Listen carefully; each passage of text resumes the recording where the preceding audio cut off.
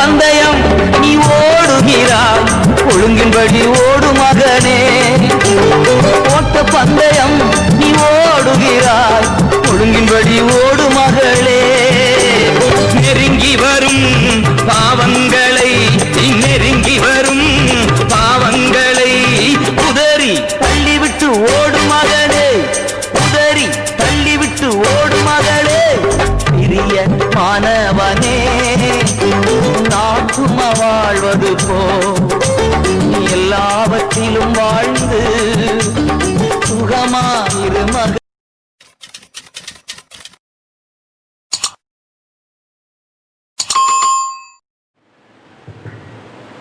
ஹல்லேலூயா. கர்த்தரும் இரட்சகருமாயிருக்கிற இயேசு கிறிஸ்துவின் நாமத்தினாலே மீண்டுமாக உங்களை சந்திப்பதற்கு தேவன் தந்த இந்த கிருபையான தருணத்திற்காக கர்த்தரை ஸ்தோத்திரிக்கிறேன். கர்த்தருடைய நாமம் மகிமைப்படுவதாக. தொடர்ச்சியாக நாம் தியானித்து வருகிற விசுவாசிகள் எடுத்துக்கொள்ளப்பட்ட பின்பு நியாயாசனத்துக்கு முன்பதாக கணக்கு ஒப்புவிக்க வேண்டிய காரியங்களை குறித்து கடந்த நாட்களிலே 2 பகுதிகளான செய்திகளை நாம் தியானித்திருக்கிறோம். இந்த நாளிலே 3வது பகுதியாக 6வது காரியமாக ஆண்டவர் நமக்கென்று நியமித்திருக்கிற ஓட்டத்திலே நாம் எப்படி ஓடுகிறோம் என்பதை குறித்துதான ஒரு காரியத்திற்கு நாம் கணக்கு ஒப்புவிக்க வேண்டும். அதை குறித்து பரிசுத்த ஆவியானவர் இன்றைக்கு நமக்கு திருவிழம் பெற்றுவாராக. How we run the particular race which God has chosen for us. தேவனாகிய கர்த்தர் நம்மை தெரிந்து கொண்ட அந்த பிரதானமான நோக்கத்திற்கென்று ஓடும்படியாக அழைக்கப்பட்டிருக்கிற நாம் இலக்கை நோக்கி தொடர்ந்து ஓடுகிறதிலே நாம் எப்படி கவனத்தோடு ஓடுகிறோம் என்பதை குறித்து நாம் கணக்கு ஒப்புவிக்க வேண்டியவர்களாக இருக்கிறோம். ஆகவேதான் அப்போஸ்தலனாகிய பவுல் கூட தன்னுடைய ஓட்டத்தினுடைய அந்திம காலத்திலே அவர் இப்படியாக குறிப்பிடுகிறதை நாம் வேதத்தில் வாசிக்கிறோம். 2 தீமோத்தேயு புஸ்தகம் 4ஆம் அதிகாரம் 7ஆம் வசனத்திலே வாசிக்கும் போது, நல்ல போராட்டத்தை போராடினேன், ஓட்டத்தை முடித்தேன், விசுவாசத்தை காத்துக்கொண்டேன் என்று அவர் தன்னுடைய ஓட்டத்தை நிறைவு செய்ததை, ஜெயமாய் நிறைவு செய்த ஒரு சாட்சியை அவர் தெரிவித்திருக்கிறதை நாம் பார்க்க முடியும். எனக்கு அருமையான கர்த்தருடைய பிள்ளைகளே, நம்முடைய வாழ்க்கையிலையும் ஒரு நாளிலே இந்த நிச்சயத்தோடு கூட வெறுமனே கல்லறை தோட்டத்திலே இந்த வேத வசனங்களை எழுதி வைத்திருக்கிறதுனாலே மாத்திரமல்ல, நம்முடைய ஜீவிய காலத்திலே ஆண்டவர் எதற்காக என்னை தெரிந்து கொண்டார், ஆண்டவர் எதற்காக என்னை அழைத்திருக்கிறார், எதற்காக என்னை திருச்சபையிலே நாட்டி வைத்திருக்கிறார் என்கிற பிரதானமான நோக்கத்தை நாம் புரிந்து கொண்டவர்களாக, அதற்கு ஏற்ற விதத்திலே நாம் ஓடுவதற்கும், ஓடி முடித்து விட்டேன், விசுவாசத்தை காத்துக்கொண்டேன் என்று ஒரு நல்ல சாட்சியுள்ள வாழ்க்கை வாழ்ந்து விடுவதற்கும் பரிசுத்த ஆவியானவர் நமக்கு உதவி செய்வாராக. எபிரேயரின் புஸ்தகம் 12ஆம் அதிகாரம் 1ஆம் வசனத்திலே அங்கே பரிசுத்த ஆவியானவர் எழுதி வைத்திருக்கிற அந்த வேத வசனத்துக்கு நேராக உங்களுடைய கவனத்தை திருப்ப விரும்புகிறேன்.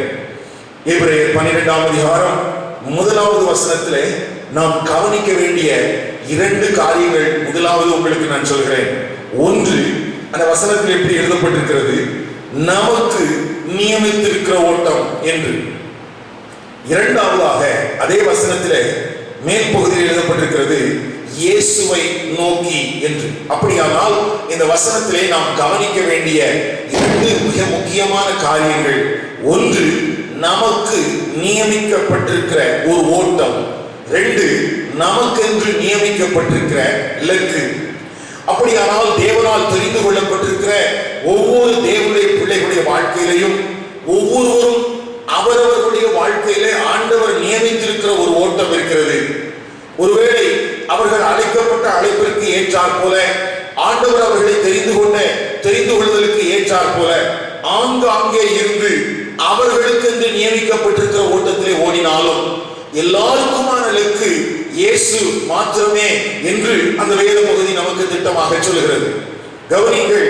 அப்படியானால் உலகத்தினுடைய எல்லா பகுதிகளிலும் இருந்து ஓடுகிற தேவனால் தெரிந்து கொள்ளப்பட்ட எல்லா காலத்திலுமான தேவனுடைய ஜனங்கள் எல்லாருக்குமான ஒரே இலக்கு ஆண்டவராகிய இயேசு கிறிஸ்து மாத்திரமே. அதைத்தான் அப்போஸ்தலனாகிய யோவானும் அங்கே தன்னுடைய நிருபத்திலே குறிப்பிடும் போது இப்படி சொல்கிறார், இப்பொழுது நாம் தேவனுடைய பிள்ளைகளாய் இருக்கிறோம், இனி எவ்விதமாய் இருப்போம் என்று வெளிப்படவில்லை.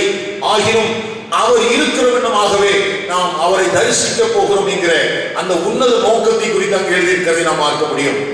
அருமையான தேவனுடைய பிள்ளைகளே, அப்படியானால் நீங்களும் நானும் பலவிதமான ஸ்தலங்களிலிருந்து பலவிதமான சூழல்களுக்கு மத்தியிலே நாம் ஓடுபடியாக அழைக்கப்பட்டிருந்தாலும், ஒருவேளை நமக்கு எல்லாருக்கும் நியமிக்கப்பட்டிருக்கிற ஓட்டம் அல்லது நமக்கு நியமிக்கப்பட்டிருக்கிற அந்த பாதை ஒருவேளை வித்தியாசமான காரியங்களை உள்ளடக்கினதாக இருந்திருந்தாலும் கூட, நமக்கான இலக்கு ஆண்டவராகிய இயேசு கிறிஸ்து மாத்திரமே. அது மாத்திரமல்ல, இந்த இலக்கையும் பாதையும் குறித்து சொல்லிவிட்டு சொல்வதற்கு முன்பதாக அங்கே இந்த ஓட்டத்தை தடைப்படுத்தக்கூடிய சில காரியங்களை பரிசுத்த ஆவியானவர் அடையாளப்படுத்தி வைத்திருக்கிறார்.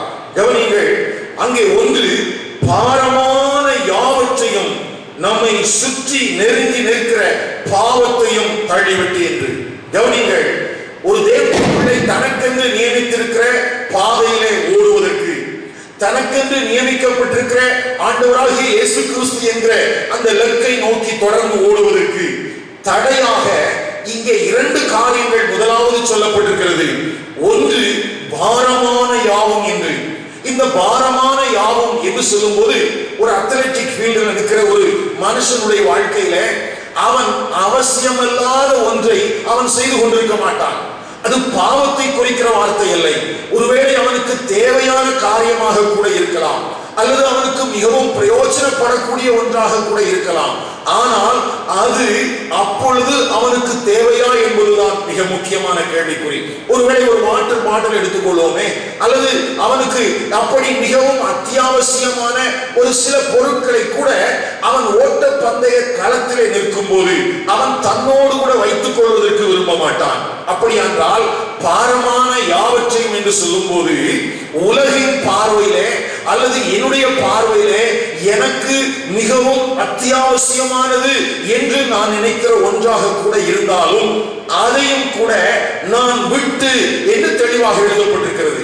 அப்படியானால் எனக்கென்று நியமிக்கப்பட்டிருக்கிற ஓட்டத்திலே இலக்கை நோக்கி ஓடுவதற்கென்று ஆண்டவர் எனக்கென்று வைத்திருக்கிற அந்த இலக்கை நோக்கி ஓடும்போது, எனக்கு மிகவும் அவசியமான ஒரு காரியமாக இருந்தாலும், அல்லது இந்த உலகம் எனக்கு அவசியம் என்று போதிக்கிற காரியங்களாக இருந்தாலும், அது நான் இலக்கை சென்றடைவதற்கு ஒரு தடையாக இருக்குமானால், அல்லது அந்த இலக்கை நான் சென்றடைவதற்கு எதையாகிலும் ஒரு குழப்பத்தை ஏற்படுத்தும் என்றால் அதை நாம் விட்டு விடுவது நல்லது. அப்படியானால் அந்த வசனத்தில், அந்த வார்த்தையில இரண்டு காரியங்கள் பாசிட்டிவாகவும் நெகட்டிவாகவும் சொல்லப்பட்டிருக்கிறது. ஒன்று, பாரமான யாவற்றையும் நாம் விட்டுவிட வேண்டுமா? ரெண்டு, நாம் நெருங்கி வந்திருக்கிற பாவத்தை முதலில் தள்ளிவிட வேண்டுமா? அப்படியானால் பாவம் என்னை நெருக்கி வருகிற போது அதையும் நான் அடையாளம் கண்டுகொண்டு அதற்கு நான் விலகி ஓடுகிறவனாக இருக்க வேண்டும். அது மாத்திரமல்ல, எனக்கு அத்தியாவசியமானது என்று சொல்லக்கூடிய காரியங்களாக இருந்தாலும் கூட அது எனக்கு நியமிக்கப்பட்டிருக்கிற ஓட்டத்தை தடை செய்யுமானால், அல்லது தாமதப்படுத்துமானால், திசை திருப்புமானால், அந்த காரியங்களையும் கூட நான் விட்டுவிட வேண்டும் என்று வேதம் நமக்கு போதிக்கிறது. அது மாத்திரமல்ல, இந்த இடத்திலே பாவம் என்று சொல்லும் போது உடனடியாக நம்முடைய கவனங்கள் பலவிதமான காரியங்களுக்கு போகலாம், இச்சைக்கு அடுத்த காரியங்களுக்கு போகலாம். கவனிங்கள், ஒருவேளை பலவிதமான பாவங்களை குறித்து வேதாகம் நமக்கு எச்சரிக்கிறது உண்மைதான்.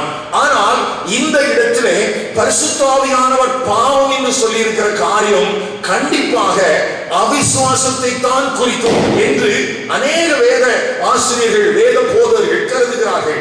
ஏனென்றால் 11ஆம் அதிகாரத்திலே அநேக விசுவாச வீரர்களுடைய பட்டியல்கள் எழுதப்பட்டிருக்கிறது. அவர்கள் எப்படி வாழ்ந்தார்கள், அவர்கள் எப்படி விசுவாசத்தில் நிலைத்திருந்தார்கள் என்றெல்லாம் தீர்க்கமாக எழுதப்பட்டிருக்கிற வார்த்தைகளை தொடர்ந்து இங்கே பாவம் என்று சொல்லப்படுவது நிச்சயமாக அவிசுவாசமாக இருப்பதற்கு வாய்ப்பு இருக்கிறது என்று கருதுகிறார்கள். அப்படியானால் எனக்கு அத்தியாவசியமானதாக இருந்தாலும் கூட அது என் ஓட்டத்தை, அது நான் இலக்கை சென்றடைவதற்கு தடையாக இருக்குமானால் அதை நான் விலக்கி வைத்துவிட்டு எனக்குள்ளே எந்த விதமான அவிசுவாசத்துக்கும் நாம் இடம் கொடாமல் நான் இலக்கை நோக்கி தொடர்ந்து ஓடுகிறதிலே மாத்திரம் கவனமாக இருக்க வேண்டும் என்று வேதம் திட்டமாக இந்த வேத பகுதிக்குள்ளாக போதிக்கிறது. இது முதலாவது நாம் கவனிக்க வேண்டிய காரியங்கள். இரண்டாவதாக, முழு வேதாகமத்திலேயும் நாம் பார்க்கும் போது ஒரு ஓட்டப்பந்தய காலத்திலே நிற்கிற ஒரு மனிதன் அவன் ஓடிக்கொண்டே தான் இருக்க வேண்டும். அவன் நடக்கிறவனாகவோ அவன் நிற்கிறவனாகவோ அவன் உட்காருகிறவனாகவோ இருந்துவிடக் கூடாது என்றும் சங்கீதங்களின் புஸ்தகம் 1வது சங்கீதம் 1வது வசனத்திலே நாம் வாசிக்கிறோம். அருமையான கர்த்தருடைய பிள்ளைகளே, ஓடும்படியாக இலக்கை ஆண்டவர் உங்களுக்கு நிர்ணயித்திருக்கிற ஒரு ஓட்டத்திலே நீங்கள் இருக்கிறபடினாலே நீங்கள் நடக்க முடியாது, நீங்கள் நிற்க முடியாது, நீங்கள் உட்கார முடியாது. மாறாக உங்களுக்கு நியமிக்கப்பட்டிருக்கிற ஓட்டத்திலே நீங்கள் தொடர்ந்து ஓடுகிறதிலே கவனமாக இருக்க வேண்டும். அப்படியானால் இது 2வது காரியம். 3வதாக நாம் இதில் கவனத்தில் கொள்ள வேண்டிய ஒரு காரியத்தை குறித்து எபிரேயர் 12ஆம் அதிகாரம் 2ஆம் வசனத்தில் நாம் வாசிக்கிறோம். அவர் தமக்கு முன் வைத்திருந்த சந்தோஷத்தின் பொருட்டு அவமானத்தை எண்ணாமல் சிலுவையை சகித்து தேவனுடைய சிங்காசனத்தின் வலது பார்சத்தில் வச்சிருக்கிறார். இங்கு சொல்லப்பட்டிருக்கிற நாம் கவனிக்க வேண்டிய காரியம் அல்லது என்னுடைய ஓட்டத்திலே நாம் கவனத்தில் கொள்ள வேண்டிய 3வது காரியம் என்னவென்றால், எனக்கென்று ஓட்டப்பந்தயத்திலே நான் ஓடிக்கொண்டிருக்கிறேன் அல்லவா, அந்த ஓட்டப்பந்தய சாலையிலே நான் சகிக்க வேண்டிய சிலுவையை, நான் சகிக்க வேண்டிய அவமானத்தை நான் சகித்துக் கொண்டுதான் ஆக வேண்டும். அந்த சிலுவையை, அந்த பாடுகளை, அந்த அவமானங்களை ஆண்டவராகிய இயேசு கிறிஸ்து சகித்தார் என்றும் அவர் அந்த அவமானங்களை எண்ணாமல் அவர் மகிமையை அடைந்தார் என்று எழுதப்பட்டிருக்கிறது. அப்படியானால் நமக்கு நியமித்திருக்கிற அந்த பாதையிலே நாம் சந்திக்கிற கடினமான அல்லது வித்தியாசமான சூழல்கள், கவனிங்கள் அருமையான கர்த்தருடைய பிள்ளைகளே, நான் துவக்கத்திலே சொன்னது போல எல்லாருக்கும் ஆண்டவர் ஒரு ஓடுகிற ஒரு ஓட வேண்டிய நியமிக்கப்பட்டிருக்கிற ஒரு பாதை வைத்திருக்கிறார். எனக்கென்று நியமிக்கப்பட்டிருக்கிற பாதையிலே எனக்கென்று நான் சந்திக்க வேண்டிய சிலுவைகள் வித்தியாசமானதாக இருக்கலாம். நான் சந்திக்கிற அவமானங்கள், நிந்தைகள் வேறு விதமாக இருக்கலாம்.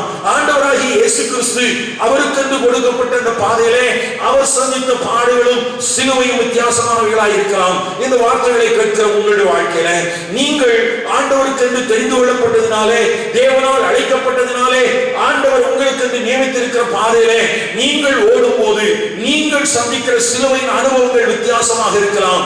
ஆனால் ஒன்று மாத்திரம் கவனத்தில் கொள்ள வேண்டும், அந்த சிலுவையை சகித்துக் கொள்ளுங்கள் என்று எழுதப்பட்டிருக்கிறது. அந்த அவமானத்தை எண்ணாமல் நாம் தொடர்ந்து ஓடும்படியாக அழைக்கப்பட்டிருக்கிறோம் என்று எழுதப்பட்டிருக்கிறது. அருமையான கர்த்தருடைய பிள்ளைகளே, அப்படியானால் என்னுடைய ஓட்டத்தை பாவம் எப்படி தடுத்து விடக்கூடாதோ அல்லது பாரம் என்னை எப்படி தள்ளிவிட்டு விடக்கூடாதோ, அப்படி போல சிலுவையும் அவமானமும் கூட என்னை தடுத்து ஆட்கொண்டு விடக்கூடாது. அதற்கு ஆண்டவராகிய இயேசு கிறிஸ்து நமக்கு முன்மாதிரியாக இருக்கிறார் என்று இந்த வேத பகுதி நமக்கு கற்றுத் தருகிறது. 4வதாக நாம் ஓட்டப்பந்தய களத்திலே கவனிக்க வேண்டிய மிகவும் முக்கியமான ஒரு காரியத்தை குறித்து அப்போஸ்தலனாகிய பவுல் கொரிந்து சபைக்கு எழுதின 1வது நிருபம் 9ஆம் அதிகாரம் 25ஆம் வசனத்திலிருந்தும் 27ஆம் வசனத்திலிருந்து நான் பார்க்கும்போது அங்கே ஒரு டிசிப்ளின் லைஃப் வேணும், ஒரு ஒழுங்குபடுத்தப்பட்ட வாழ்க்கை தேவை என்று அங்கே பரிசுத்த ஆவியானவர் நமக்கு சொல்கிறார். பந்தயத்திற்கு ஓடுகிற யாவரும் எல்லாவற்றிலையும் இச்சையடக்கமாய் இருப்பார்கள். 27ஆம் வசனத்திலே, நான் தானே ஆகாதவனாய் போகாதபடிக்கு என் சரீரத்தை ஒடுக்கி கீழ்ப்படுத்துகிறேன். அப்படியானால் ஓட்ட பந்தய சாலையிலே ஓடிக்கொண்டிருக்கிற ஒரு தேவனுடைய பிள்ளை வாழ்க்கையிலே அவனை தடைப்படுத்துவதற்கு, அவனை வீழ்த்துவதற்கு, அவன் அங்கே தனக்கு முன்பதாக வரக்கூடிய பாவங்களை மாத்திரமல்ல, அவன் தன்னுடைய வாழ்க்கையிலே இச்சையடக்க உள்ளவனாக இருக்க வேண்டும் என்றும் இந்த வேத பகுதி நமக்கு கற்றுத் தருகிறது. ஒரு சுய கட்டுப்பாடோடு கூட, ஒரு செல்ஃப் டினையலோடு கூட இருக்க வேண்டும் என்று பரிசுத்த ஆவியானவர் நமக்கு போதிக்கிறார். அருமையான கர்த்தருடைய பிள்ளைகளே, அவிசுவாசம் என்கிற பாவமானாலும் நாம் அதை உதறி தள்ளிவிட்டு, ஒருவேளை நம்முடைய வாழ்க்கையிலே இச்சைகளை தூண்டுகிற காரியங்கள் எழும்புமானால் அவைகளிலிருந்தும் நாம் கவனமாய் ஜெயம் கொண்டவர்களாக நாம் ஓட்ட பந்தய சாலையில் ஓடும்படியாக அழைக்கப்பட்டிருக்கிறோம். கவனிங்கள், அப்படியானால் தொடர்ந்து நமக்கென்று நியமிக்கப்பட்டிருக்கிற ஓட்டத்திலே, நமக்கென்று நியமிக்கப்பட்டிருக்கிற இலக்கை நோக்கி நாம் ஓடுவதற்கு நம்மை தகுதி இழக்க பண்ணக்கூடிய எந்த காரியங்களுக்கும் நாம் மிகவும் கவனமுள்ளவர்களாக இருக்க வேண்டும் என்று கர்த்தருடைய வேதம் நமக்கு எச்சரிக்கிறது. அருமையான கர்த்தருடைய பிள்ளைகளே, இது நாள் வரைக்கும் தேவன் உங்களை அழைத்த அழைப்பிலே, தேவன் உங்களை தெரிந்து கொண்ட தெரிந்து கொள்ளிலே, ஆண்டவர் உங்களுக்கு நியமித்திருக்கிற பாதையிலே ஓடுகிற நீங்கள் பாரமான யாவற்றையும் விட்டு விட்டீர்களா? உங்களை நெருங்கி வருகிற பாவத்தை உதறி தள்ளிவிட்டீர்களா? நீங்கள் சிலுவையை சகித்துக் கொண்டு அவமானத்தை எண்ணாமல் ஓடிக்கொண்டிருக்கிறீர்களா? நீங்கள் நடக்கிறவர்களாகவோ நிற்கிறவர்களாகவோ உட்கார்கிறவர்களாகவோ இல்லாதபடிக்கு நீங்கள் தொடர்ந்து லக்கை நோக்கி ஓடும்படியான அந்த ஓட்ட பந்தய களத்திலே இருக்கிறீர்களா? நீங்கள் இச்சையடக்கம் உள்ளவர்களாக இருக்கிறீர்களா? உங்கள் சரீரத்தை கட்டுக்குள்ளே வைத்துக் கொள்கிறதிலே நீங்கள் கவனமுள்ளவர்களாக இருக்கிறீர்களா? ஒரு சுய வெறுப்புள்ளவர்களாக இருக்கிறீர்களா என்பதையெல்லாம் நாம் ஆராய்ந்து பார்க்க வேண்டியது அவசியம். ஒருவேளை இந்த என்னை தகுதி இழக்க பண்ணக்கூடிய காரியங்களை குறித்து நான் கவனமாய் இல்லாமல், ஒருவேளை நான் தேவனுடைய பிள்ளை என்கிற பேரிலே நான் வாழ்ந்து கொண்டு, ஒருவேளை நியாயாசனத்துக்கு முன்பதாக இருக்கும் போது, அந்த அக்கினி பரிசோதிக்கும் போது நாம் நிலையற்றதாய் போய்விடாதபடிக்கு, அழிந்து போகிற வைக்கோலை போல, அழிந்து போகிற புல்லை போல, ஒரு மரத்தை போல நாம் போய்விடாதபடிக்கு, விலையேற பெற்ற கல்லாகவும் நாம் பொன்னாகவும் வெள்ளியாகவும் காணப்படுவதற்கு இந்த காலத்திலேயே நம்மை தகுதி இழக்கப்படுகிற எல்லா வஞ்சகமான சத்துடைய கிரியைகளையும் அடையாளம் கண்டு கொண்டவர்களாக, உலகத்தின் மயக்கங்களை அடையாளம் கண்டு கொண்டவர்களாக, தேவனுடைய சித்தத்தை, தேவனுடைய நோக்கத்தை நம்முடைய வாழ்க்கையில் நிறைவேற்றுகிறதிலே நாம் கவனமாய் இருக்க பரிசுத்த ஆவியானவர் நமக்கு உதவி செய்வாராக. அது மாத்திரமல்ல, இந்த வார்த்தைகளை நான் தியானித்துக் கொண்டிருந்த போது என்னுடைய உள்ளத்திலே ஆண்டவர் எனக்குள்ளே கொடுத்த ஒரு மிகவும் முக்கியமான ஒரு காரியத்திற்கு நேராக கவனத்தை திருப்ப விரும்புகிறேன்.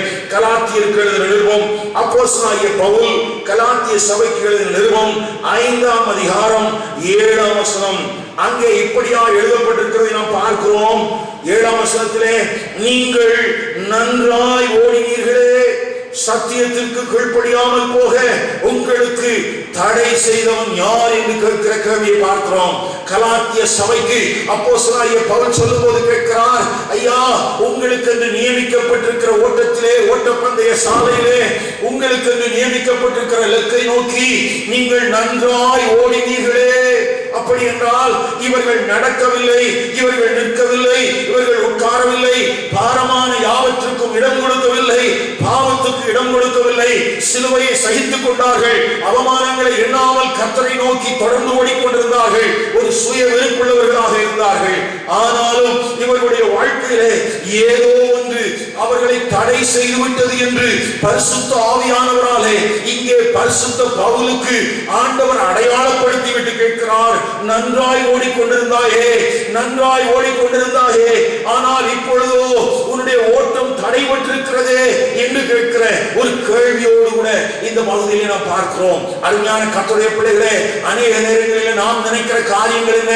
நான் செய்கிற காரியங்களை ஆண்டவர் கவனிப்பாரா? என்னுடைய கிரியைகள் ஆண்டவருக்கு தெரியுமா?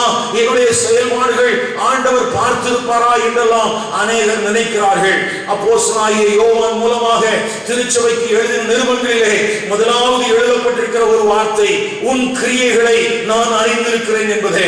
அருமையான கர்த்தருடைய பிள்ளைகளே, தேவ சபையில வைக்கப்பட்டிருக்கிற உன்னுடைய வாழ்க்கையிலே நீ செயல்படுகிற உன்னுடைய பலவீனமான, உன்னுடைய பலமான எல்லா பகுதிகளையும் அறிந்திருக்கிற ஒரு கர்த்தர் ஒருவர் இருக்கிறார் என்பதை மறந்து போகாதே. ஒருவேளை இந்த காலை நேரத்திலே நன்றாய் ஓடினாயே, நன்றாய் ஓடிக்கொண்டிருந்த நீ ஏன் தடைபடுத்தப்பட்டிருக்கிறாய்? உன்னை தடைபடுத்தினவன் யார் என்கிற கேள்வியை அன்றைக்கு கலாத்திய சபையை பார்த்து கேட்டது போல உன்னை பார்த்து, உங்களை பார்த்து கேட்பாரானால் நீங்கள் என்ன சொல்ல போகிறீர்கள்? அருமையான கர்த்தருடைய பிள்ளைகளே, இங்கே தடை செய்த காரியம் என்ன என்கிற ஒரு கேள்வி எழுப்புவோமானால் அது பாவம் அல்ல, அது பாரம் அல்ல, அது சிலுவை அல்ல, அது அவமானம் அல்ல, அது சுய கட்டுப்பாடு இல்லாத ஒரு வாழ்க்கை அல்ல, ஒரு அசதியான மந்த நிலையில் உள்ள வாழ்க்கை அல்ல. இங்கே தடைபடுத்தப்பட்டது அங்கே தவறான போதனை என்று எழுதப்பட்டிருக்கிறது. கவனிங்கள், அந்த வசனத்தை நான் உங்களுக்காக வாசிக்கிறேன். நீங்கள் நன்றாய் ஓடினீர்களே, சத்தியத்திற்கு கீழ்ப்படியாமல் போக உங்களுக்கு தடை செய்தவன் யார்? இந்த போதனை உங்களை அழைத்தவரால் உண்டானது அல்ல. அப்படியானால் நமக்கென்று நியமிக்கப்பட்டிருக்கிற ஓட்டத்திலே, நமக்கென்று நியமிக்கப்பட்டிருக்கிற இலக்கை நோக்கி ஓடுகிற நாம் ஆண்டவர் அழைத்திருக்கிறாரே, அந்த அழைத்தவரால் உண்டாகிற போதனையினாலே நீங்களும் நானும் நடத்தப்பட வேண்டும். நம்மை அழைத்த தேவன் நமக்கு காண்பித்திருக்கிற சத்திய பாதையிலே நாம் நடக்க வேண்டும். ஒருவேளை நம்மை அழைத்த, நம்மை தெரிந்து கொண்ட, நமக்கென்று பாதைகளை தீர்மானித்திருக்கிற அந்த பரலோக தகப்பனுடைய சித்தத்தின் அல்படி அல்லாமல் நாம் சத்தியத்திற்கு மாறான காரியங்களுக்கு நாம் செவி கொடுப்போமானால், நீங்களும் நானும் அப்படி தவறான விதத்திலே செவி கொடுக்கிற அசத்தியமான காரியங்கள், சத்தியத்திற்கு முரண்பட்ட காரியங்கள், தவறான உபதேசங்கள் உங்கள் ஓட்டத்தை தடை செய்துவிடும் என்று இந்த பகுதி நமக்கு எச்சரிக்கிறது. அருமையான கர்த்தருடைய பிள்ளைகளே, உங்களை அழைத்தவரால் உண்டான சத்தியத்தின் படியான போதனையிலே நீங்கள் கர்த்தருடைய ஊழியத்தை நிறைவேற்றும்படியாக, தேவனுடைய சித்தத்தின் படியான காரியங்களை நிறைவேற்றும்படியாக அழைக்கப்படுகிறீர்கள். ஒருபோதும் அசத்தியமான, ஒருபோதும் மாறுபாடான கள்ள சகோதரர்களால் உண்டாகிற மோசங்களுக்கு நீங்கள் துணை போகாதபடிக்கு உங்களை காத்துக் கொள்ளுகிறதிலே நீங்கள் கவனமாக இருங்கள். கவனிங்கள் அருமையான கர்த்தருடைய பிள்ளைகளே. அப்படியானால் இங்கே தவறான ஒரு உபதேசத்தை கலாத்திய சபைக்கு அங்கே பரிசுத்த ஆவியானவர் சுட்டிக்காட்ட விரும்புகிறார். நன்றாய் ஓடினார்கள், தேவனுடைய அழைப்பையும் தேவனுடைய தெரிந்து கொள்வதையும் அறிந்திருந்தார்கள். அங்கே ஓட வேண்டிய களத்திலே அவர்கள் தகுதி இழக்கப்படக்கூடிய எந்த காரியத்திற்கும் அவர்கள் இடமளிக்காதபடிக்கு அவர்கள் கவனமாய் ஓடினார்கள். ஆனாலும் பக்க வழியாய் சில கள்ள சகோதரர்கள் நுழைந்து அவருடைய ஓட்டத்தை தடுத்து விட்டதாக இந்த வேத பகுதிக்குள்ளே நாம் வாசிக்கிறோம். ஒரு வேத வசனத்துக்கு நேராக கவனத்தை திரும்ப விரும்புகிறேன். அதே கலாத்தியர் 2ஆம் அதிகாரம் 4ஆம் வசனம் 5ஆம் வசனம். இந்த வேத வசனத்திலே அப்போஸ்தலனாகிய பவுல் தன்னை குறித்து, தான் யார் என்பதை குறித்து அங்கே திட்டமாய் சொல்லுகிற ஒரு காரியம் எழுதப்பட்டிருக்கிறது. கவனிங்கள், கிறிஸ்து இயேசுவுக்குள் நமக்கு உண்டான சுயாதீனம். இது முதல் காரியம். தேவனுடைய பிள்ளைக்கு ஆண்டவராகிய இயேசு கிறிஸ்துவின் மூலமாய் கிடைத்திருக்கிற ஒரு விடுதலையை குறித்து முதல் பகுதி சொல்கிறது. இந்த சுயாதீனத்தை, இந்த விடுதலை வாழ்க்கையை சிலர் உளவு பார்க்கிறார்களாம், வேவு பார்க்கிறார்கள் என்று எழுதப்பட்டிருக்கிறது. அருமையான கர்த்தருடைய பிள்ளையே, ஒருவேளை நம்முடைய வாழ்க்கையிலே சத்துரு நம்மை அழித்து விடுவதற்கு, நம்மை தாக்கி விடுவதற்கு அவன் எத்தனிக்கிற காரியங்களை குறித்து நீங்களும் நானும் அறிந்திருக்கிறோம். ஆனால் இந்த பகுதியிலே ஒரு வித்தியாசமான தடை செய்யக்கூடிய சத்துருவின் வஞ்சகத்தை பரிசுத்த ஆவியானவர் அடையாளம் காட்டுகிறார். சுயாதீனத்தை உளவு பார்க்கிறார்களாம். யாரையா அந்த உளவு பார்ப்பது? அவர்கள் உளவு பார்த்து என்ன செய்ய போகிறார்கள்? தொடர்ச்சியாக நாம் வாசிக்கும் போது, நம்மை நியாய பிரமாணத்திற்கு அடிமைகளாக்கும் பொருட்டாக. கவனிங்கள், இங்கே எதற்காக உளவு பார்க்கிறார்களாம்? கிறிஸ்து இயேசுவுக்குள் விடுதலையாக்கப்பட்டிருக்கிற நான் திரும்பவும் அடிமைப்படுத்தப்படும்படிக்கு நான் வேவு பார்க்கப்படுகிறேன், உளவு பார்க்கப்படுகிறேன். அருமையான திருச்சபை மக்களே, இன்றைக்கு திருச்சபையிலே கர்த்தர் உங்களை நாட்டி வைத்திருக்கிற ஸ்தானத்திலே, அந்த சுயாதீனமான நிலைமையிலே ஒரு விடுதலை வாழ்க்கையை நீங்கள் அனுபவிக்க கூடாதபடிக்கு உங்களை வேவு பார்க்கிற ஒரு கூட்டத்தை பரிசுத்த ஆவியானவர் இங்கே எழுதி வைத்திருக்கிறார். அந்த வேவு பார்க்கிற கூட்டத்தினுடைய வேலை என்னவாம்? அவர்கள் உங்களை ஏதோ ஒன்றிற்கு அடிமைப்படுத்த வேண்டும் என்று வேவு பார்த்துக் கொண்டிருக்கிறார்களாம். அப்படி அடிமைப்படுத்தக்கூடிய காரியங்களை செய்கிறவர்கள் யார் என்று அங்கே அடையாளம் காட்டி கொடுத்திருக்கிறார் பரிசுத்த ஆவியானவர். அடிமைகளாக்கும் பொருட்டாக பக்க வழியாய் நுழைந்த கள்ள சகோதரர். கவனிங்கள், அப்படியானால் ஒரு தேவ சபைக்குள்ளே ஒரு நல்ல மேய்ப்பன், அதற்கு கீழே வைக்கப்பட்டிருக்கிற நீங்கள் வேவு பார்க்கப்படுகிறீர்கள், உளவு பார்க்கப்படுகிறீர்கள். நீங்கள் நன்றாய்த்தான் ஓடிக்கொண்டிருக்கிறீர்கள். பாவத்தையும் பாரத்தையும் உதறி தள்ளிவிட்டு ஆண்டவர் உங்களுக்கு என்று வைத்திருக்கிற பாதையிலே சிலுவையையோ அவமானத்தையோ எண்ணாமல் நீங்கள் தெளிவாய் ஓடிக்கொண்டிருக்கிறீர்கள். ஆனாலும் கவனியுங்கள், அப்படி ஓடிக்கொண்டிருக்கிற உங்களை தடுத்து நிறுத்துவதற்காக இங்கே சத்துரு எப்படிப்பட்ட வேஷதாரியாக வருகிறான் என்றால், அவன் சபைக்கு உள்ளே பக்க வழியாய் நுழைகிற ஒரு கள்ள சகோதரனை போல வருகிறான், ஒரு கள்ள அப்போஸ்தலனை போல வருகிறான், ஒரு போதிக்கிறவனாக வருகிறான். கவனிங்கள் அருமையானவர்களே, அவனுடைய வேலை என்னவாம்? நீ சுயாதீனமாக இருக்கிறாய், நீ விடுதலையோடு இருக்கிறாய், நீ விடுதலையோடு வாழுகிற நீ எதற்கோ ஒன்றிற்கு அடிமைப்பட்டவனாக இருக்க வேண்டும் என்பது அந்த கள்ள சகோதரனுடைய ஒரு வேலையாக இருக்கிறது. கவனிங்கள் எனக்கு அருமையான கர்த்தருடைய பிள்ளைகளே, இந்த ஒரு எச்சரிப்பை சொல்லிவிட்டு தான் அந்த எச்சரிப்புக்கு எப்படி விலகி இருந்தார் என்கிற காரியத்தை 5ஆம் வசனத்திலே அங்கே பரிசுத்த ஆவியானவர் மூலமாக பவுல் அப்போஸ்தலன் எழுதி வைத்திருக்கிறார். அவர் என்ன சொல்கிறார் பாருங்கள். சுவிசேஷத்தின் சத்தியம் உங்களிடத்தில் நிலைத்திருக்கும்படி நான் ஒரு நாழிகை ஆகிலும் அவர்களுக்கு கீழ்ப்படிந்து இணங்கவில்லை.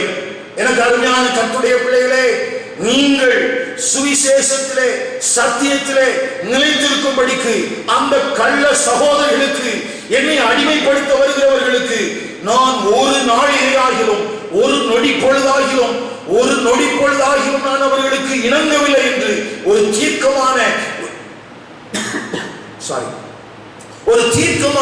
ஒரு சாட்சியை இங்கே அப்போஸ்தலனாகிய பவுல் அறிவிக்கிறதை நாம் பார்க்கிறோம். அப்படியானால் அப்போஸ்தலனாகிய பவுல் விசுவாசத்தை காத்துக்கொண்டேன் என்று சொல்கிறார் அல்லவா? தன்னுடைய ஓட்டத்தினுடைய அந்திம காலத்திலே நான் ஓடி முடித்தேன், நான் ஓட்டத்தை முடித்தேன், நான் விசுவாசத்தை காத்துக்கொண்டேன் என்று சொல்லும்போது அதனுடைய அர்த்தம் என்ன?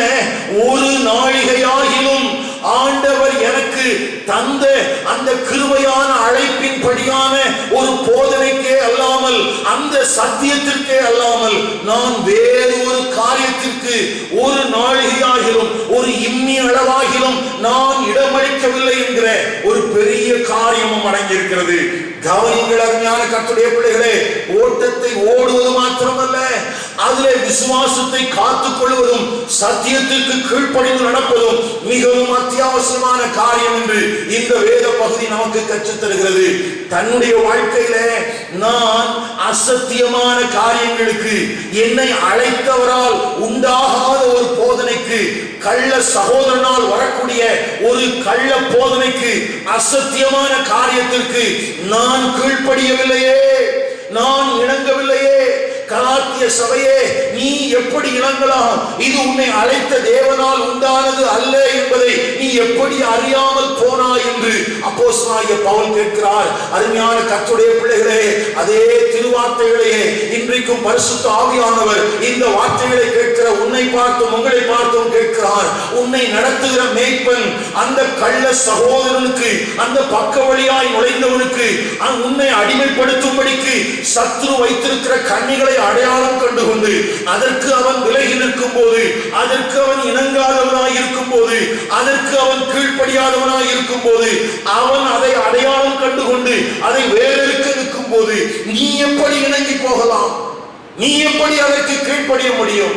உன்னை கர்த்தர் கிருபையினால் அழைத்திருக்கிறார் என்றால், தாயின் கற்பத்திலே உன்னை கிருபையினால் அழைத்த தேவன் உனக்கு கொடுத்திருக்கிற போதனையை காட்டிலும், உனக்கு கற்றுத் தந்திருக்கிற சத்தியத்தை காட்டிலும் வேறொரு கள்ள போதனை உனக்கு ஏன் என்பதை பரிசுத்த ஆவியானவர் திட்டமாய் உன்னிடத்திலே கேட்கிறார். ஒருவேளை நீ நினைத்துக் கொண்டிருக்கலாம், என்னுடைய கிரியைகளை யார் அறிய முடியும், என்னுடைய செயல்பாடுகளை யார் அறிய முடியும் என்று நினைத்துக் கொண்டிருக்கலாம். ஒருவேளை கலாத்தியா நாட்டு சபைகளும் கூட அப்படித்தான் அவர்கள் நினைத்துக் கொண்டிருப்பார்கள், எங்களை குறித்த காரியங்கள் யாருக்கு தெரிய போகிறது என்று.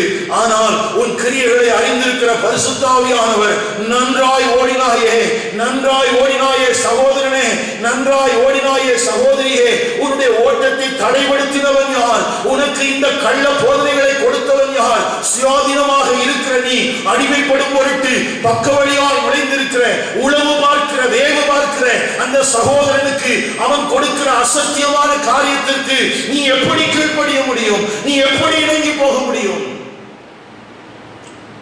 அருமையான கர்த்தருடைய பிள்ளைகளே, நம்முடைய வாழ்க்கையில ஆண்டவர் கொடுக்கிற சத்தியத்தை காட்டிலும், பரிசுத்த ஆவியானவர் நமக்கு போதித்து தருகிற புத்தி சொல்லுகிற வழிமுறைகளை காட்டிலும் மேலான ஒன்று நமக்கு இல்லை. அப்போஸ்தலனாகிய அங்கே யோவான் எழுதின 3வது நிருபம், அப்போஸ்தலனாகிய யோவான் எழுதின 3வது நிருபத்திலே அங்கே காயுவுக்கு எழுதுகிறான். காயுவுக்கு அந்த யோவான் அப்போஸ்தலன் எழுதுகிறான். என்ன சொல்ல விரும்புகிறார்? அங்கே சகோதரர்கள் வந்து, காயுவே, நீ சத்தியத்தில் நடக்கிறாய் என்று உன்னுடைய உண்மையை குறித்து சாட்சி கொடுத்த போது மிகவும் சந்தோஷப்பட்டேன். அருமையான தேவனுடைய பிள்ளைகளை, ஒருவேளை கலாத்தியா நாட்டு சபைகளைப் போல நீங்கள் ஒரு கள்ள சகோதரனுடைய போதனைகளுக்கு இடம் கொடுத்து உங்கள் நல்ல ஓட்டத்தை நிறுத்திவிட்டவர்களாய் இருக்கிறீர்களா? அல்லது இங்கே அப்போஸ்தலனாகிய யோவானுக்கு காயுவை குறித்த ஒரு சாட்சி சொல்லப்பட்டதாமே? என்ன சாட்சி? நீ சத்தியத்தில் நடந்து கொள்கிறாய், உன்னுடைய உண்மையை நீ குறித்து சாட்சியை கொடுத்த போது நான் மிகவும் சந்தோஷப்படுகிறேன் என்று சொல்கிறார். அருமையான கர்த்தருடைய பிள்ளைகளே, சபையாம் தலை கிறிஸ்துவுக்கு நீ சந்தோஷத்தை கொடுக்கிறாயா அல்லது மனவேதனை கொடுக்கிறாயா? உன்னுடைய சபையின் ஊழியனுக்கு, உன் கண்காணிக்கு நீ சந்தோஷத்தை கொடுக்கிறவனாய் காணப்படுகிறாயா அல்லது துக்கத்தை கொடுக்கிறவனாக காணப்படுகிறாயா? பக்க வழியாய் நுழைந்த கள்ள சகோதரனுக்கு வாசலை திறந்து கொடுத்து தேவனை துக்கப்படுத்தாதே, தேவனுடைய ஊழியனை துக்கப்படுத்தாதே. அது உனக்கு ஒருபோதும் ஆசீர்வாதமாய் இருக்க போகிறதில்லை. இங்கே காயுவை போல உன்னை குறித்து உன்னுடைய ஊழியனும் உன்னை குறித்து தேவனும் சந்தோஷப்படத்தக்கதாக அடுத்த வசனத்தில் எழுதப்பட்டிருக்கிறது, என் பிள்ளைகள் சத்தியத்தில் நடக்கிறார்கள் என்று நான் கேள்விப்படுகிற சந்தோஷத்திலும் அதிகமான சந்தோஷம் எனக்கு இல்லை. அருமையான கர்த்தருடைய பிள்ளைகள், அது மாத்திரமல்ல, அங்கே 5ஆம் வசனத்தில் எப்படி எழுதப்பட்டிருக்கிறது, பிரியமானவனே காயுவே, நீ சகோதரருக்கும் அந்நியருக்கும் செய்கிற யாவற்றையும் உண்மையாய் செய்கிறாய். சத்தியத்திலே நடக்கிறதிலே உண்மை, அவனுடைய செயல்பாடுகளிலே உண்மை. இப்படிப்பட்ட ஒரு நல்ல சாட்சி அல்லவா தேவன் உன்னிடத்திலும் உன்னுடைய சபையினிடத்திலும் கேட்க விருப்பப்படுகிறான். அப்படி இருக்க நீ பக்க வழியாய் உன்னை அடிமைப்படுத்துவதற்காய் நுழைந்திருக்கிற கள்ள சகோதரிகளுக்கு இடம் கொடுத்து உன்னுடைய ஓட்டத்தை தடை செய்தது மாத்திரமல்லாமல் நீ உண்மையற்றவனாய் போய்விடுவாயோ என்கிற ஒரு அங்கலாய்ப்போடு கூட பரிசுத்த ஆவியானவர் இந்த நாளில் உனக்கு திட்டமாய் பேசுகிறார். நீ நியாயாசனத்துக்கு முன்பதாக நீ கணக்கு ஒப்புவிக்கும் போது கர்த்தர் உனக்கு தந்த சத்தியத்திலே நடந்தாய் என்று நீ உண்மையாய் இருக்கிறாய் என்பதை குறித்த ஒரு நல்ல சாட்சி உன்னை குறித்து உண்டாயிருக்குமா? அல்லது சத்தியத்தை விலை பேச தொடங்கி இருக்கிறாயா? பணத்துக்காக, புகழுக்காக, அற்பமான ஆதாயத்துக்காக இந்த சத்திய வசனத்தை விட்டு நீ பக்க வழியாய் நுழைந்த அந்த கள்ள போதனையாளர்களோடு இணைந்து தேவனுடைய கிருபையை அபத்தமாக்குகிறாயோ? நீ மனம் திரும்ப வேண்டியது அவசியம். நீ சத்தியத்தின் பாதைக்கு திரும்ப வேண்டியது அவசியம்.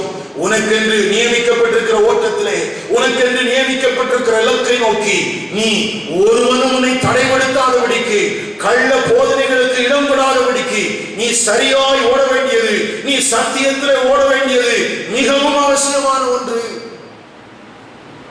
அடுத்தபடியாக நாம் கவனிக்க வேண்டிய அடுத்த காரியம் பிலிப்பியருக்கு எழுதின நிருபம் 3ஆம் அதிகாரம் 13ஆம் வசனம். அங்கே அப்போஸ்தலனாகிய பவுல் பிலிப்பு சபைக்கு எழுதும்போது அங்கே ஒரு காரியத்தை சொல்கிறார். சகோதரரே, அதை பிடித்துக் கொண்டேன் என்று நான் எண்ணுகிறதில்லை. ஒன்று செய்கிறேன், பின்னானவைகளை மறந்து முன்னானவைகளை நாடி கிறிஸ்து இயேசுவுக்குள் தேவன் அழைத்த பரம அழைப்பின் பந்தய பொருளுக்காக இலக்கை நோக்கி தொடர்கிறேன். இங்கே ஓட்டத்தை தடுக்கக்கூடிய ஒரு காரியத்தை பரிசுத்த ஆவியானவர் சொல்கிறார். பின்னானவைகளை மறந்து, மறக்க வேண்டியவைகளை மறந்து விட்டு, ஐயா, ஆண்டவர் உன்னுடைய பாவங்களை கூட நினையாமல் இருப்பேன் என்று உனக்கு புதிய உடன்படிக்கையின்படியான ஒரு பாவ மன்னிக்கையை கொடுத்திருக்கும் போது நீ நினைக்க வேண்டியவைகளை நினைத்துக்கொள். பூர்வ பாதையை நினைத்துக்கொள். சாராளையும் ஆபிரகாமையும் ஆண்டவர் எப்படி அழைத்து அவர்களை நடத்தினார் என்பதை நீ நினைத்துக்கொள்.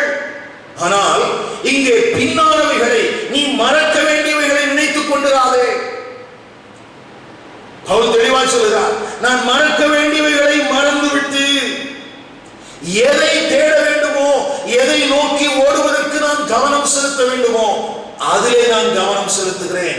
ஏனென்றால் பந்தய பொருளை, இலக்கை நான் விட்டுவிடக் கூடாது அல்லவா?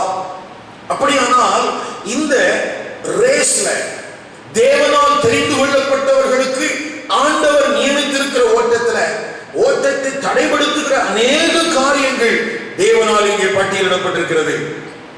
இதை தொடர்ந்து நாம் கவனிக்க வேண்டிய மிகவும் முக்கியமான ஒரு காரியத்திற்கு நேராக உங்களுடைய கவனத்தை திருப்ப விரும்புகிறேன். 1 கொரிந்தியரின் புஸ்தகம் 9ஆம் அதிகாரம் 24ஆம் வசனத்துக்கு உடைய கவனத்தை திருப்ப விரும்புகிறேன்.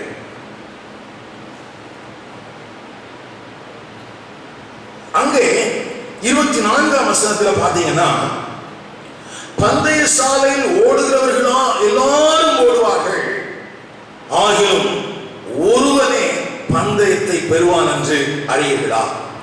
நீங்கள் பெற்றுக்கொள்ளத்தக்கதாக ஓடுங்கள். ஐயா, ஓட்ட பந்தய சாலையிலே ஓடுகிறவர்கள் எல்லாரும் அவர்கள் பந்தய பொருளை பெற்றுக் கொள்வார்களா? சொல்ல முடியாது. அந்த முதல் பரிசை பெற வேண்டுமானால் அந்த முதல் பரிசை பெறுகிற விதத்திலே ஓட வேண்டுமா? சில டிரான்ஸ்லேஷன்ல இப்படி போடப்பட்டிருக்குது, ரன் டு வின், ஓடுங்கள் பெற்றுக்கொள்ளத்தக்கதாக, ஜெயம் அளிக்கத்தக்கதாக. அருமையான கர்த்தருடைய பிள்ளையே, நீ ஓடிக்கொண்டிருந்தால் மாத்திரம் போதாது. நீ பாரமான யாவற்றையும் உதறி தள்ளிவிட்டால் மாத்திரம் போதாது. பாவத்தை விட்டுவிட்டால் மாத்திரம் போதாது. சிலுவையை சகித்துக் கொண்டால் மாத்திரம் போதாது. அவமானத்தை எண்ணாமல் இருந்தால் மாத்திரம் போதாது. ஒரு சுய கட்டுப்பாடுள்ளவனாய் மாத்திரம் இருந்தால் போதாது. உன்னை தடைபடுத்த விடாதபடிக்கு நீ கவனமாய் இருக்க வேண்டிய காரியங்கள் இருக்கிறது. நீ பின்னானவைகளை மறந்து முன்னானவைகளை நாட வேண்டிய காரியங்கள் இருக்கிறது. நீ விசுவாசத்தை காத்துக்கொள்ள வேண்டிய காரியங்கள் இருக்கிறது. அதோடு சேர்ந்து நான் ஜெயம் கொள்ள வேண்டும் என்கிற எண்ணத்தோடு கூட ஓட வேண்டுமா? run to win. அப்படியானால் என்ன அர்த்தம்? ஏதோ ஆண்டவர் என்னை அழைத்து விட்டார், ஏதோ ஆண்டவர் என்னை தெரிந்து கொண்டிருக்கிறார், நானும் ஓட்ட பந்தயத்தில் இருக்கிறேன் என்று 10ஓடு 11ஆக ஓடி என்னுடைய ஓட்டத்தை நான் முடித்து விடுகிறேன் என்பது போல் அல்ல. நான் அங்கே பெற்றுக்கொள்ள வேண்டும் என்கிற முனைப்போடு கூட ஓட வேண்டுமா? அப்படியானால் ஆண்டவர் என்னை எதற்காக தெரிந்து கொண்டிருக்கிறார்? எதற்காக என்னுடைய பாவங்கள் மன்னிக்கப்பட்டிருக்கிறது? எதற்காக இந்த உலகத்திலிருந்து ஆண்டவர் என்னை மீட்டுக் கொண்டிருக்கிறார்? எதற்காக நான் சத்தியத்தை போதிக்கிற ஒரு சபையில வைக்கப்பட்டிருக்கிறேன்? பரிசுத்த ஆவியானவரால் நிரப்பப்பட்டிருக்கிற நோக்கம் என்ன? எனக்கு தந்தப்பட்டிருக்கிற ஆவியின் வரங்களுக்கான காரணங்கள் என்ன என்பதெல்லாம் சரியாய் புரிந்து கொண்டு நான் ஒரு ஜெயம் கொள்ள வேண்டும் என்கிற அந்த பரிசுத்த சிந்தையோடு கூட ஓடும்படியாக அழைக்கப்பட்டிருக்கிறோம். அப்படியானால் ஓடினால் மாத்திரம் போதாது, பெற்றுக்கொள்ளத்தக்கதாகவும் ஓட வேண்டுமா? கவனிங்கள் அருமையான கர்த்தருடைய பிள்ளைகளே, அதை சொல்லும் போது 25ஆம் வசனத்தில் எப்படி சொல்லப்பட்டிருக்கிறது? அழிவில்லாத கிரீடத்தை பெறும்படிக்கு அப்படி செய்கிறோம் என்று. கவனிங்கள். அப்படியானால் எனக்கான ஒரு ரிவார்டு கொடுக்கப்படுகிறது, ஒரு அழிவில்லாத கிரீடம். அந்த அழிவில்லாத கிரீடத்தை எப்பொழுது நான் பெற்றுக்கொள்ள போகிறேன் அப்படின்னு கேட்டா, நியாயாசனத்துக்கு முன்பதாக நான் நிற்கும் போது என்னுடைய ஓட்டம் எப்படிப்பட்டது என்பதை கர்த்தருடைய அக்கினி பரிசோதித்து கர்த்தருடைய நாளானதை விளங்க பண்ணும். அப்படி விளங்க பண்ணின பின்பு நான் நன்றாய் ஓடினேனா? நான் கள்ள போதனைகளுக்கு செவி கொடுக்காமல் ஓடினேனா? பாவத்தை வெறுத்து தள்ளிவிட்டு ஓடினேனா? சிலுவையை சுமந்து கொண்டு ஓடினேனா என்பதையெல்லாம் அவர் அங்கே தீர்மானித்து அவர் எனக்கான ஒரு அழிவில்லாத கிரீடத்தை கொடுக்க போகிறாராம். எனக்கு அருமையான கர்த்தருடைய பிள்ளைகளே, இந்த வார்த்தைகளை கேட்கிற உங்களுடைய வாழ்க்கையிலே இந்த வார்த்தைகளை கேட்கிற ஒவ்வொருவரும் அழிவில்லாத கிரீடத்தை பெற்றுக் கொள்ளத்தக்கதாக நீங்கள் ஜாக்கிரதையுள்ளவர்களாக ஓடும்படியாக அழைக்கப்பட்டிருக்கிறீர்கள். இந்த காலத்திலே ஒருவேளை இந்த வசனத்தை தியானிக்கிற இந்த நாட்களிலே இப்படிப்பட்ட போதனைகள் எல்லாம் குறைந்து போயிருக்கிறதை அறிந்திருக்கிறோம். இப்படிப்பட்ட போதனைகள் எல்லாம் முன்னுரிமை பெறாமல் போயிருக்கிறதை நாம் அறிந்திருக்கிறோம். இன்றைக்கு இந்த உலகத்திற்காகவே வாழ துண்டுகிற போதனைகளும் தீர்க்கதரிசனங்களும் செயல்பாடுகளுமே நிறைந்திருக்கிற ஒரு காலத்திலே வாழுகிறோம். ஆனாலும் உன்னை கிருபையினால் அழைத்த தேவன் எதற்காக அழைத்திருக்கிறார் என்பதை குறித்த ஒரு திட்டமான பார்வையோடு நாம் காணப்படாவிட்டால் நாம் கண் சொரிய போன கிருடர்களாயிருப்போம் என்று அப்போஸ்தலனாகிய பேதுரு குறிப்பிடுகிறார். அருமையான கர்த்தருடைய பிள்ளைகளே, உன்னுடைய வாழ்வும் என்னுடைய வாழ்வும் கண் சொரிய போன குருடர்களை போல போய்விடாதபடிக்கு நமக்கென்று நியமிக்கப்பட்டிருக்கிற ஓட்டத்திலே லக்கை நோக்கி பொறுமையோடு பெற்றுக்கொள்ளத்தக்கதாக ஓடுவதற்கு கர்த்தர் நமக்கு அனுகிரகம் பண்ணுவாராக. பெற்றுக்கொள்வதற்கு தடையாக உன்னை சூரூர பண்ணுகிற, உன்னை பலவீனப்படுத்துகிற எந்த வஞ்சகன் வீசுகிற வலைக்கும் நீ விட்டு கொடுத்து விடாதபடிக்கு நீ தைரியமாய் நீ துணிந்து உனக்கு முன்பதாக ஓடின கர்த்தராகிய இயேசு கிறிஸ்து என்கிற அந்த இரட்சகரையே நோக்கி பொறுமையோடு ஓடும்படியாக அழைக்கப்பட்டிருக்கிறாய். கவனிங்கள். அப்படியானால் ரன் டு வின், பெற்றுக்கொள்ளத்தக்கதாக நாம் ஓட வேண்டும். அது மாத்திரமல்ல, திரும்பமாக நான் அந்த எபிரேயர் 12ஆம் அதிகாரத்துக்கு உங்களுடைய கவனத்தை திரும்ப விரும்புகிறேன். எபிரேயர் 12ஆம் அதிகாரம் முதல் வசனத்திலே அங்கு இப்படி எழுதப்பட்டிருக்கிறது, மேகம் போன்ற இத்தனை திரளான சாட்சிகள் நம்மை சூழ்ந்து கொண்டிருக்க.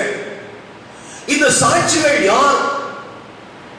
இங்கே 11ஆம் அதிகாரத்திலே அநேக விசுவாச வீரர்களை அங்கே பரிசுத்த ஆவியானவர் பட்டியலிட்டு வைத்திருக்கிறார்.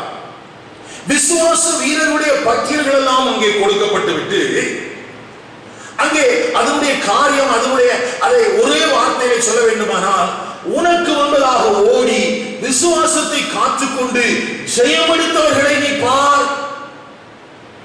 கவனிங்கள், ஒருவேளை அந்த வசனத்தை நாம் அடிக்கடி உச்சரிக்கிறோம், ஆனால் கவனிக்க வேண்டிய மிகவும் முக்கியமான ஒரு காரியம் இருக்கிறது. மேகம் போன்ற இத்தனை திரளான சாட்சிகள் நம்மை சூழ்ந்திருக்க, அப்படியானால் பெற்றுக்கொள்ளத்தக்கதாக ஓடுகிற நீ ஏற்கனவே ஓடி தன்னுடைய ஓட்டத்தை ஜெயமாய் முடித்த பெற்றுக்கொண்டவர்களுடைய அந்த ஜெய பட்டியல்களை நீ பார். மோசேயை பார், ஆபிரகாமை பார், ஈசாக்கை பார், சாராளை பார் என்றுதான் அங்கே பரிசுத்த ஆவியானவர் பட்டியலிட்டு வைத்திருக்கிறார். Look around the winners, ஜெயம் கொண்டவர்களை பார். அப்படி என்றால் என்ன அர்த்தம்? சத்ருவினாலே வீழ்த்தப்பட்டவர்களே அல்ல, தேவனுடைய பிள்ளையே, கடந்த காலங்களிலே உன் கண்கள் காண வீழ்த்தப்பட்ட அப்படிப்பட்ட மனிதர்களை அல்ல, ஜெயம் கொண்டவர்களை பார். பெற்றுக்கொள்ளத்தக்கதாக ஓடு. அதே நேரத்திலே நீ ஜெயம் கொண்டவர் பரிசுத்தவான்களை பார். உனக்கு முன்பதாக ஓடி ஜெயமெடுத்தவர்களை பார். விசுவாசித்தார்கள், நற்சாட்சி பெற்றார்கள், ஆனாலும் அவர்கள் அடையவில்லை. அப்படி இருந்தாலும் அவர்கள் தங்கள் விசுவாசத்தை காத்துக் கொண்டார்கள் அல்லவா, அவர்களை பார். கல்லறியுண்டார்கள், வாளால் அறுப்புண்டார்கள், ஆனாலும் விசுவாசத்திலே உறுதியாய் உண்டார்கள் அல்லவா, அவர்களை பார். நிந்தைகளையும் அடிகளையும் காவலையும் அனுபவித்தார்கள் அல்லவா, அவர்களை பார். விசுவாசத்திலே ஜெயமெடுத்த பரிசுத்தவான்களை பார்த்து நீயும் அதே போல ஜெயமுள்ளவராய் மாறிவிடு என்று இங்கே வேதம் நமக்கு அருமையான போதிக்கிறது. அருமையான கர்த்தருடைய பிள்ளைகளே, அப்படியானால் நானும் ஜெயமெடுக்கிறவனாக இருக்க வேண்டும். நான் பார்க்கிறவர்களும் ஜெயம் பெற்றவர்களாக இருக்க வேண்டும். தோற்று போனவர்களை அல்ல, விழுந்து போனவர்களை அல்ல, விசுவாசத்திற்காக தங்களையே தாரை வார்த்தவர்களை பார்க்கிற கண்கள் நமக்கு உண்டானால் நலமாயிருக்கும். அடுத்ததாக நாம் பார்க்க வேண்டிய காரியத்தை குறித்து அங்கே இன்னொரு காரியம் எழுதப்பட்டிருக்கிறது. கவனியுங்கள், யாரை பார்க்க வேண்டுமா? 3ஆம் வசனத்தில் இப்படி எழுதப்பட்டிருக்கிறது, ஆகையால் நீங்கள் இளைப்புள்ளவர்களாய் உங்கள் ஆத்துமாக்களில் சோர்ந்து போகாதபடிக்கு தமக்கு விரோதமாய் பாவிகளால் செய்யப்பட்ட இவ்விதமான விபரீதங்களை சகித்த அவரையே நினைத்துக் கொள்ளுங்கள். முதலாவது பெற்றுக்கொள்ளத்தக்கதாக ஓடு. 2 ஜெயம் பெற்றவர்களை பார்த்து ஓடு. 3 இயேசுவையே நினைத்துக் கொண்டு ஓடு. விபரீதங்களை சகித்தவர். அவர் பாடுகளை குறித்து கவலைப்படவில்லை, சிலுவையை குறித்து கவலைப்படவில்லை, அவமானங்களை குறித்து கவலைப்படவில்லை. தனக்கு ஆக்கினை தீர்ப்புகளை ஏற்படுத்தின மனுஷர்களை அவர் நொந்து கொள்ளவில்லை. அவர் சோர்ந்து போவதற்கு இடம் கொடுக்கவில்லை. கவனியுங்கள், நம்முடைய வாழ்க்கையில வருகிற பாடுகள் ஒன்றும் பரத்திலிருந்து ஒருவனுக்கு அதிகாரம் கொடுக்கப்படாமல் இந்த உலகத்திலே நம்மையில வந்து விடாது. அதை தீர்க்கமாய் அறிந்திருந்தார் ஆண்டவராகிய இயேசு கிறிஸ்து. பிலாத்து சொல்லுகிறான், உண்மையிலே எனக்கு அதிகாரம் உண்டு என்று எனக்கு உனக்கு தெரியாதா? அதுக்கு இயேசு சொன்னார், இல்லை, பரத்திலிருந்து உனக்கு ஒரு அதிகாரம் கொடுக்கப்படாவிட்டால் உனக்கு என்ன ஒரு அதிகாரமும் இராது. அருமையான கர்த்தருடைய பிள்ளையே, அருமையான தேவ சபையே, பரத்திலிருந்து உனக்கு உண்மையில் அதிகாரம் செலுத்துகிற காரியங்களுக்கு ஆண்டவர் ஒரு அனுமதியை கொடுக்காத பட்சத்தில் ஒருவரும் இந்த உலகத்தில் உண்மையிலே எந்த அதிகாரத்தையும் செலுத்த முடியாது. அப்படியானால் உனக்கும் எனக்கும் வரக்கூடிய எந்த உபத்திரவங்களும், எந்த பாடுகளும், எந்த நிந்தைகளும், அவமானங்களும் அவர் அந்த மனிதனுக்கு அனுமதி கொடுத்ததினால் மாற்றமே உண்டாயிருக்க முடியுமே ஒழிய ஒருவேளை அது பிலாத்துவாக இருந்தாலும் சரி, அல்லது இந்த நாட்களிலே வாழ்ந்து கொண்டிருக்கிற நம்முடைய தேசத்தின் தலைவர்களானாலும் சரி, அல்லது ஐக்கிய நாட்டு சபைகளிலே, அல்லது நாங்கள் தான் வல்லவர்கள் என்று காண்பித்துக் கொள்கிற எந்த மனுஷனுக்கும் தேவ சபையை துன்பப்படுத்துவதற்கான அதிகாரம் கொடுக்கப்படவில்லை. அது பரத்திலிருந்து கொடுக்கப்பட்டிருக்கிறது. ஆகவே அது பரத்திலிருந்து கொடுக்கப்பட்ட அதிகாரம் என்கிற ஒரு சிந்தை அந்த இயேசு கிறிஸ்துவுக்குள்ளே உண்டாயிருந்தபடினாலே அவர் ஆத்துமாவிலே சோர்ந்து போகாதபடிக்கு அவர் விபரீதங்களை எல்லாம் சகித்துக் கொண்டாராம். அந்த இயேசுவை நினைத்துக் கொள்ளுங்கள் என்று எழுதப்பட்டிருக்கிறது. அருமையான கர்த்தருடைய பிள்ளையே, உன் வாழ்க்கையில் நீ சந்திக்கிற அவமானங்கள், உன் வாழ்க்கையில் நீ சந்திக்கிற சோர்வுகள், நீ சந்திக்கிற பாடுகள், இவைகளின் நிமித்தமாய் நீ சோர்ந்து போவதற்கல்ல. அந்த சோர்வுகளுக்கு மத்தியிலேயும் கர்த்தராகிய இயேசு கிறிஸ்துவை நினைத்துக்கொள். உன் ஓட்டம் தடைபடாதபடிக்கு, உன் ஓட்டம் செயவுள்ளதாய் இருக்கும்படிக்கு கர்த்தராகிய இயேசு கிறிஸ்துவையே நினைத்துக்கொள். அப்படியானால் இங்கே தெளிவாக இந்த வேத வசனங்களிலிருந்து நாம் கற்றுக்கொள்ள வேண்டிய காரியங்கள் என்ன என்று தெளிவாக சொன்னார். இந்த எபிரேயர் நிருபத்தை பார்த்தீங்கன்னா, யூத பின்னணியத்திலிருந்து ஆண்டவராகிய இயேசு கிறிஸ்துவை ஏற்றுக்கொண்டவர்கள், அப்படி ஏற்றுக்கொண்ட இவர்கள் தங்கள் வாழ்க்கையில பாடுகள் வந்தபோது, பிரச்சனைகள் வந்தபோது, துன்பங்கள் வந்தபோது ஆண்டவரை விட்டு தூரம் போய் விடுவதற்கு மனதிலே எண்ணம் கொண்டிருந்தார்கள். அப்படிப்பட்ட கர்த்தருடைய பரிசுத்தவான்களுக்காகத்தான் இந்த நிருபம் எழுதப்பட்டது. அப்படியானால் தங்களுடைய ஓட்டத்தை நன்றாய் தொடங்கி இருந்தவர்கள் தான், நன்றாய் ஓடினவர்கள் தான், கலாத்திய பட்டண சபையை போல நன்றாய் ஓடினவர்கள் தான். ஆனால் ஏதோ ஒன்றினாலே அவர்கள் திசை திருப்பப்பட்ட அந்த சூழலிலே, அவர்கள் தடுமாற சோர்ந்து போன சூழலிலே, அவர்களை தடுமாற செய்த அந்த சூழலுக்கு மத்தியிலே பரிசுத்த ஆவியானவர் அந்த தேவ சபையை உற்சாகப்படுத்தப்படும்படிக்கு, அவர்களை சரியான பாதைக்கினராக திருப்பும்படிக்கு இந்த கர்த்தருடைய வார்த்தைகளை கொடுத்திருந்தார். அதே வார்த்தைகள் இன்றைக்கு உங்களுக்கும் எனக்கும் பிரசங்கிக்கப்படுகிறது. ஒருவேளை நீங்கள் கர்த்தராகிய இயேசு கிறிஸ்துவை ஏற்றுக்கொண்டது நிமித்தமாய் நீங்கள் போராட்டங்களையும் நிந்தைகளையும் அவமானங்களையும் சந்தித்து இந்த சத்திய தேவனை விட்டு, இந்த சத்தியத்தை மார்க்கத்தை விட்டு நீங்கள் தூர போய்விடலாம் என்று எண்ணிக்கொண்டிருக்கிறீர்களோ, இந்த ஓட்டத்தை நிறுத்திவிடலாம் என்று நினைத்துக் கொண்டிருக்கிறீர்களோ, நீங்கள் சோர்ந்து போகாதபடிக்கு அவரே நினைத்துக் கொள்ளுங்கள், அவரையே நோக்கி பாருங்கள். ஏற்கனவே ஜெயம் கொண்டவர்களை நோக்கி பாருங்கள். நீங்கள் பெற்றுக் கொள்ளத்தக்கதாக ஓடுங்கள். உங்களுக்காக ஒரு அழிவில்லாத கிரீடம் வைக்கப்பட்டிருக்கிறது. எனக்கு அருமையான கர்த்தருடைய பிள்ளைகளே, இந்த நாளிலே இந்த வார்த்தைகளின்படியான ஒரு ஜெயமுள்ள வாழ்க்கையை பரிசுத்த ஆவியானவர் உங்களுக்கு தந்தருள்வாராக.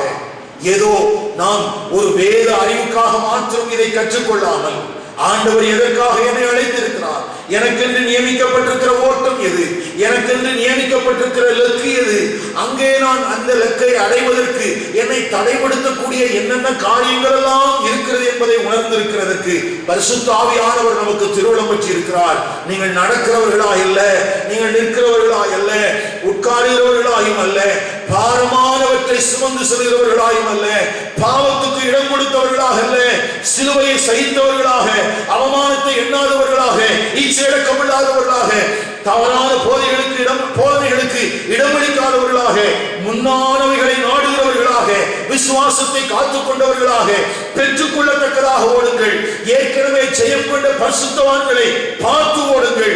ஜெயம் கொண்ட கர்த்தராகிய இயேசு கிறிஸ்துவை நினைத்துக் கொள்ளுங்கள். உங்களுடைய ஓட்டமும் என்னுடைய ஓட்டமும், இந்த வார்த்தைகளை கேட்கிற ஒவ்வொருடைய ஓட்டமும் ஜெயமாய் இருப்பதாக. நாம் ஒவ்வொருவரும் ஜெயம் கொண்டவர்களாய் அவரோடு சிங்காசனத்தில் உட்காரும்படியான அருளை பெற்றவர்களாக காணப்பட பரலோகத்தின் தேவன் ஒவ்வொருவரையும் பலப்படுத்துவாராக. உங்கள் ஓட்டத்தை தடைப்படுத்துகிற சத்துடைய வஞ்சனைகள் எல்லாம் நிர்மூலமாக்கப்படுவதாக. உங்களுக்கு விரோதமாய் வேவு பார்க்கிற, உளவு பார்க்கிற கள்ள சகோதரனுடைய காரியங்கள் எல்லாம் வேரோடு அற்று போவதாக. உங்களை தடுக்க நிற்கிற பொல்லாங்கு நெய்கிற எல்லா அக்னியாஸ்திரங்களும் இயேசுவின் நாமத்தினாலே அழிந்து போவதற்காக அங்கே கர்த்தர் கேடகமாய் வெளிப்படுவாராக. பரலோகத்தின் தேவனுடைய பாதுகாப்பும் வழிநடத்தலும் ஒத்தாசை உங்களுக்கு உண்டாவதாக. இந்த வார்த்தையின்படி வாழுகிற உங்களுக்கு அழிவில்லாத கிரீடம் மாத்திரம் அல்ல, அந்த அக்கினிக்கு முன்பதாக நாம் நிற்கும் போது விலையிலே பெற்ற கல்லாகவும் பொன்னாகவும் வெள்ளியாகவும் விளங்கிவிட பரலோகத்தின் தேவன் அனுகிரகம் பண்ணுவாராக. இந்த வார்த்தையின்படியே கர்த்தர் உங்களை ஆசீர்வதிப்பாராக.